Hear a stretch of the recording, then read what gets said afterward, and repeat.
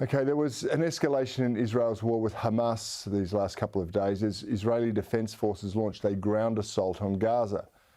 It's all part of the goal of destroying the terrorist group, which has actually ruled Gaza since election in 2007. And during that time, they've built a network of tunnels where they've placed their tools of terror under civilian buildings, effectively using their own people as human shields. To my mind, Israel would have been more than justified in destroying Hamas even before the disgusting terror attacks of 7th October. Now, I think they're obliged to. Joining me to discuss the latest is Australian Jewish Association President Dr. David Adler. David, thank you for your time. Israel has come under some criticism for its response to the Hamas terror attacks. It's dressed up, of course, as concern for Palestinians, but I note there's been no similar voices in respect to the Palestinians in Syria or Jordan or Lebanon, where they've got some battles themselves.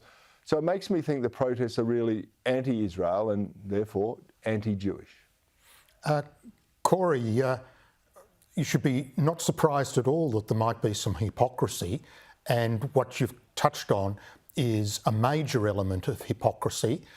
Arab Palestinians exist in Lebanon, Syria, Jordan.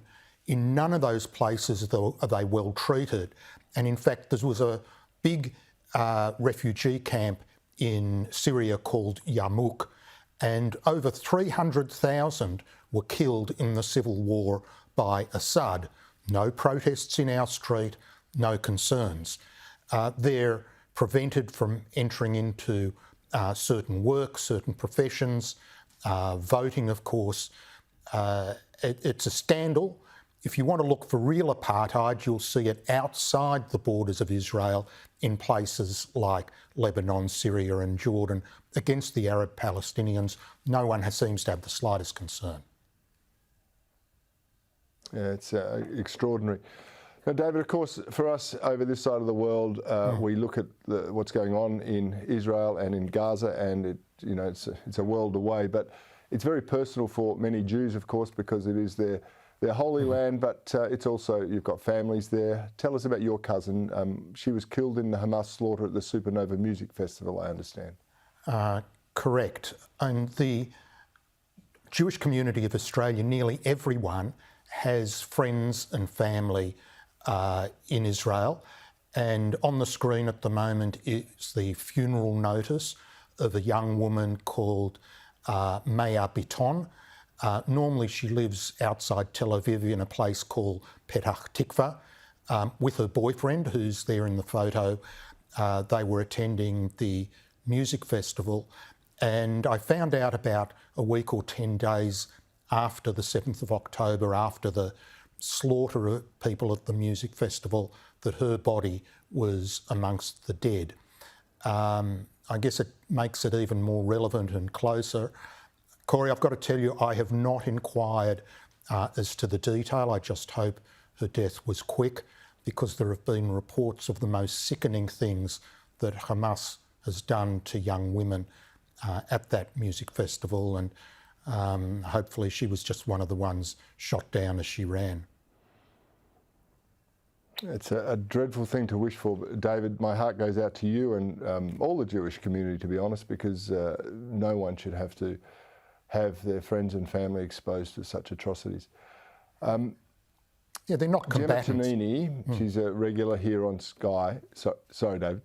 Gemma Tonini, she had a great column in the Weekend Australian asking how it comes to be that a bunch of mainly white, middle-class, privileged people parade themselves around as soft apologists for a declared terror organisation.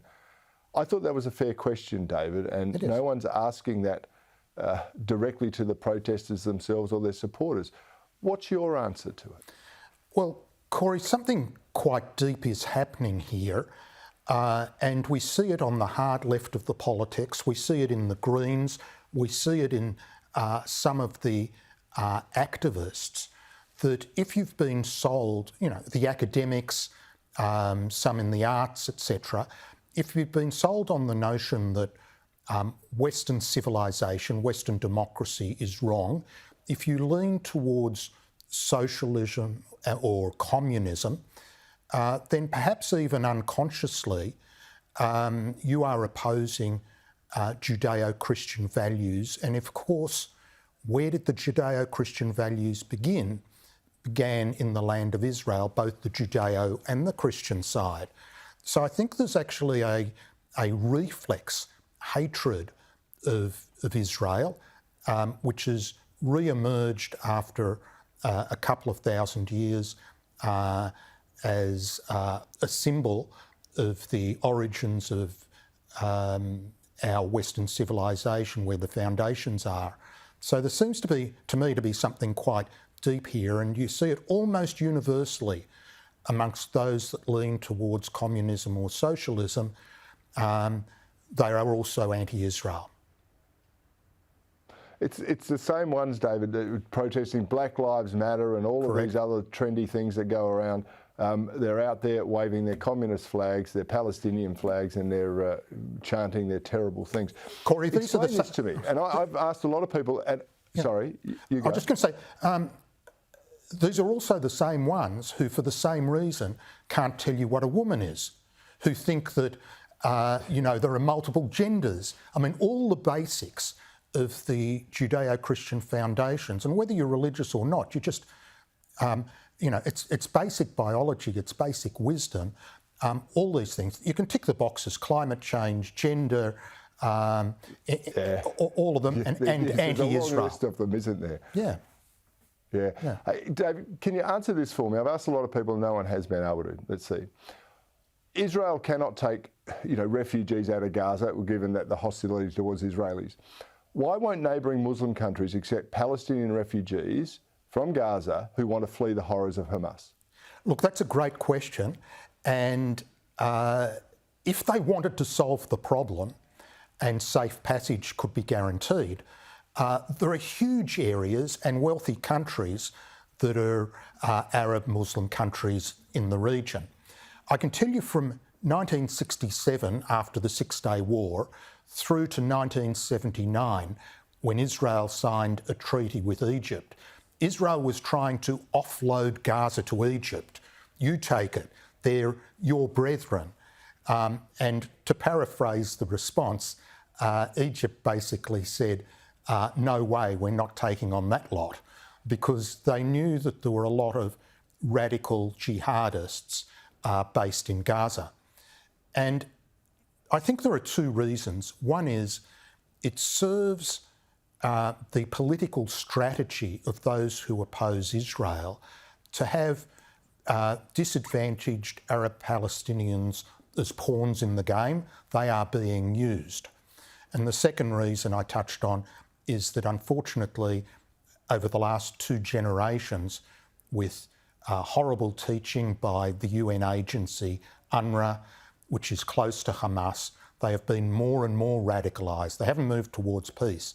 They've become more radicalised, and the moderate countries, frankly, don't want them. Yeah, it's alarming, and David, I hope we will be able to talk about this further in the weeks ahead, and I'm not hoping that this continues, but I think there's a lot to unpack about why and where we go from here. Dr. David Adler, thanks for your time tonight.